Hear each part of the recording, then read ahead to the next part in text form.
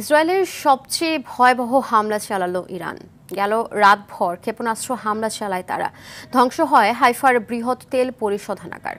এদিকে তেহরান খালি করার হুঁশিয়ারি দিয়েছেন মার্কিন প্রেসিডেন্ট ডোনাল্ড ট্রাম্প। আর ইসরায়েলকে থামাতে ট্রাম্পের প্রতি আহ্বান জানিয়েছেন ইরান। তবে নেতানিয়াহু বলেছেন, ইরানের সর্বোচ্চ নেতা আয়াতুল্লাহ আলী খামেনিকে হত্যা করলেই কেবল এই সংঘাতের অবসান ঘটবে। ইমতিয়াজ আহমদের রিপোর্টে বিস্তারিত। ইরানে ইসরায়েলি হামলার মধ্য দিয়ে শুক্রবার শুরু হওয়া সংঘাত গড়িয়েছে পঞ্চম দিনে।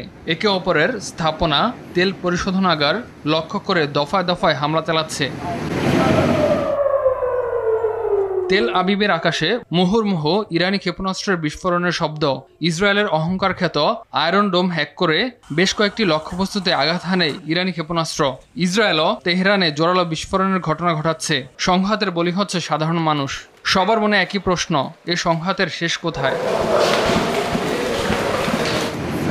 সোমবার মধ্যরাত থেকে ভোর পর্যন্ত ইরানের ছোড়া ক্ষেপণাস্ত্র প্রতিহতে প্রাণপণ চেষ্টা চালিয়ে যাচ্ছে ইসরায়েলি বাহিনী।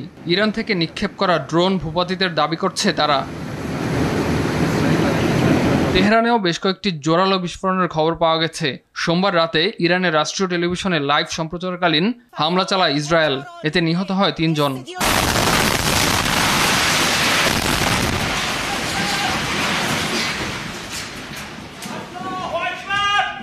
অবিলম্বে সাধারণ মানুষদের রাজধানী তেহরান ছাড়ার আহ্বান জানিয়েছেন মার্কিন প্রেসিডেন্ট। সোমবার নিজের সামাজিক মাধ্যমে দেয়া এক পোস্টে এ আহ্বান জানান প্রেসিডেন্ট ট্রাম্প।